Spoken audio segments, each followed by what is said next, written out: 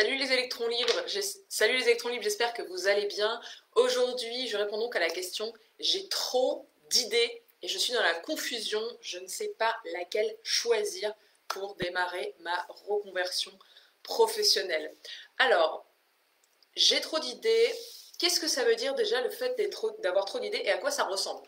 C'est qu'en fait, vous avez plein d'idées, vous avez comme un foisonnement dans la tête de pistes, de choses où vous diriez tiens, ça j'aime bien, j'aimerais bien, pourquoi pas faire ça? Ou pourquoi pas faire ça? Ou pourquoi pas faire ça? Et en fait, vous avez plein d'idées, c'est un peu comme du popcorn. Et ce qui se passe, c'est que c'est plutôt déjà une bonne chose parce que vous avez des envies, mais par contre, ce qui se passe, c'est qu'en fait, c'est un mécanisme de votre cerveau pour vous finalement faire que vous ne changiez rien. Parce que je pense que vous l'avez déjà remarqué, quand vous avez plein d'idées, et bien finalement, vous n'arrivez pas à choisir, et le résultat, c'est que vous restez là où vous êtes et vous n'amorcez aucun changement. Donc attention, première chose par rapport à ça, oui c'est un bon signe, parce que vous avez des idées, mais attention à ne pas vous laisser auto-saboter par cette foule d'idées. C'est généralement ce qui se passe. Et sachez que le fait d'avoir plein d'idées, justement, comme je vous le disais, c'est un petit trick de votre cerveau. Donc le rôle de votre cerveau, je vous le rappelle, c'est d'assurer votre survie. Et donc, votre cerveau aime tout ce qui est connu. Il déteste l'inconnu. Quand vous commencez à lui parler d'idées que vous avez, ça va automatiquement le stresser, car vous emmenez votre cerveau dans une zone inconnue. Ce qui fait que si vous n'accordez pas plus d'attention à ces idées, et si vous ne décidez pas de mettre une action en place, vous allez automatiquement rester là où vous êtes et ça va mettre une barrière. Donc la première chose, j'ai trop d'idées, je n'arrive pas à choisir, c'est que votre cerveau est en train de vous auto-saboter et est en train de vous faire éviter finalement le sujet qui est important pour vous, qui est probablement d'amorcer une réflexion sur votre reconversion professionnelle. Deuxième chose, donc quoi faire quand ça arrive? La première chose déjà c'est d'en prendre conscience, ok?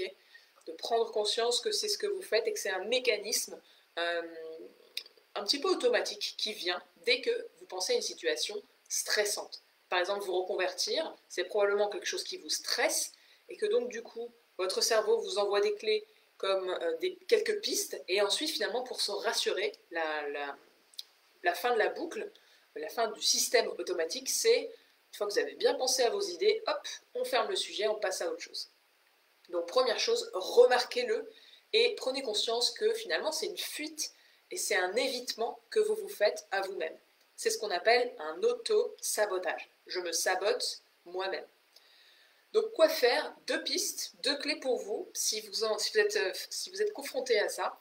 La première chose, c'est de vous autoriser à ne pas savoir. Donc c'est ok d'avoir plein de pistes. C'est ok de ne pas savoir. D'accord? C'est même essentiel. Donc vraiment, autorisez-vous ça. Enlevez-vous la pression. Ça fait peut-être longtemps que vous avez envie de vous reconvertir. Du coup, vous avez une espèce de frustration, une culpabilité, et vous avez envie de savoir tout de suite de savoir parfaitement ce que vous voulez faire avant de changer. Mais c'est pas comme ça que ça fonctionne en fait. Et c'est d'ailleurs la première étape, c'est de s'autoriser à ne pas savoir, et par contre d'amorcer un processus de réflexion. Donc c'est pour ça que dans mon programme, dans l'incubateur libre et épanoui, vous avez 6 mois. Moi je vous accompagne pendant 6 mois. Donc c'est pour vous aider notamment à avoir ce processus de maturation. Et je sais très bien que ça n'arrive pas comme ça en un claquement de doigts. Donc pour vous, la première chose, la deuxième chose, autorisez-vous, laissez-vous du temps et c'est ok de ne pas savoir. La troisième chose, autorisez-vous à sortir de votre zone de confort, à sortir du connu et à explorer les pistes, ces fameuses idées que vous avez. Première chose, donc là encore dans l'incubateur, je vous accompagne à lister précisément toutes vos pistes et à faire des recherches sur chacune des pistes.